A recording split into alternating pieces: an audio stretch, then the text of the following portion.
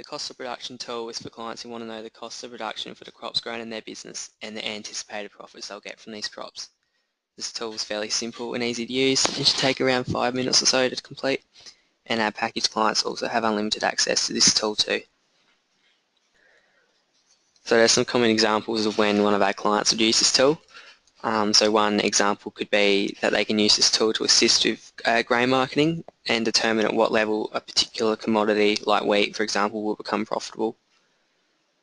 So then this would go on to make grain sales decisions easier by allowing you to change the focus from trying to pick the price rather than knowing what estimated price you need to sell your grain at to be profitable.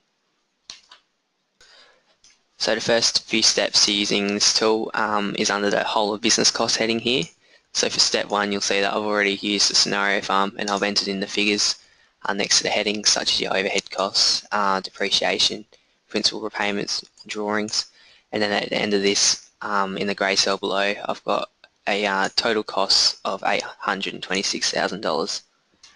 So for step 2, you'll need to enter in the non-crop income sources. So these are sources of income that aren't related to your crop types. So this could be either rent or livestock income.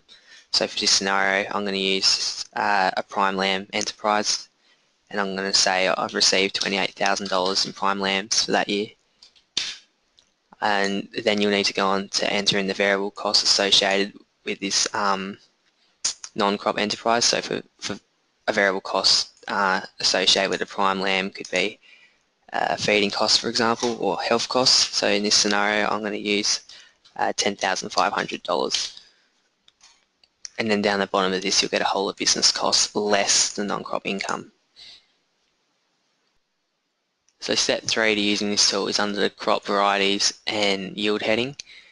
And as you can see for this scenario business, I've entered in wheat, feed barley, and canola already. You'll need to enter in the hectares for each crop and the estimated or anticipated yield, so tonnes per hectare for each of these crop types. And then in the grey cell you'll get your anticipated tonnes from each crop type. So I'm going to add in another crop, so I'm going to use field peas. I'm going to add in, say, 290 hectares, and I'm going to anticipate a yield of 2 tonnes to the hectare, and then this will give me a total of 580 tonnes from the pea crop. So down below this, once you've entered in all your crop types, you'll get your total hectares. So for this, in this scenario, I'm going to plant 2,290 hectares for that year, and I'm going to harvest a total of 7,340 tonnes. If you run out of crop types, you can just click the add crop and you can add as many crops as you want. So the next couple of steps are under the cost of production heading down the bottom of the page. So the first step you'll need to enter in is the variable cost per hectare for each crop type. So again, for peas, I'm going to cut. So the next couple of steps are under the cost of production heading down the bottom of the page.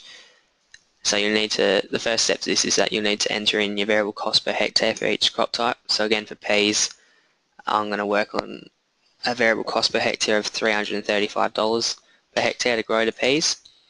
You'll then notice next to it that you'll get a total variable cost for each crop type. So in this instance, it's going to cost around $98,000 to grow the peas for the variable costs. You'll then get your total cost next to this. So this includes your variable costs and your whole of business costs relative to the number of hectares for each crop type. So in this instance, this is going to be around $200,000 for the peas. Next to this, you'll then get your cost of production per tonne of grain. So including the variable costs and the overhead costs, it's going to cost around $344 to grow per tonne of peas. The next step is to enter in your anticipated price per tonne. So for peas again, I'm going to work on $400 per tonne. So this is saying that when I go to sell the peas, I'm expecting to receive $400 per tonne. So next to this, you'll then get your anticipated profit per tonne. So for the peas, in this example, it's going to be $55 per tonne of peas. So for the peas grown, I'm going to anticipate a total of $33,000 profit from the 290 hectares of peas grown in that year. So at the bottom of this, in the grey cells, you'll get your total hectares planted for the crops, your total variable costs for each crop type, your total costs. So this is your variable costs plus your overhead costs. And you'll also get your total anticipated business profit. So in this scenario, the business is going to anticipate that they're going to make a profit of $610,000 in that year. So a change in yield will have quite a significant effect on your cost of production and your total business profit and profit per tonne. So in this scenario, the peas could become frosted during flowering in late spring, and the overall yield might be halved from an average of 2 tonne per hectare over the whole farm to 1 tonne per hectare. And then this is going to have quite a large effect on your cost of production. So now that the yield has been halved, the anticipated price per tonne has gone from making a profit of $55 per tonne to a loss of roughly $290 per tonne. And then this is going to flow into your anticipated business profit for the pea enterprise. So this is going to result in a total loss of roughly $84,000 for the peas.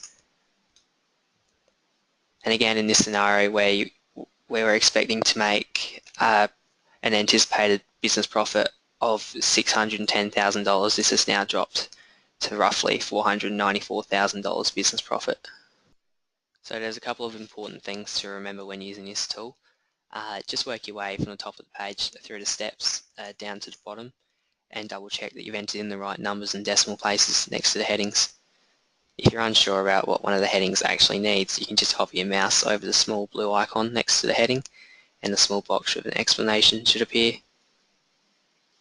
You can call Rural Directions Office during business hours on 88 414 500, and one of our consultants will answer any questions you might have about this tool and provide additional support if you need.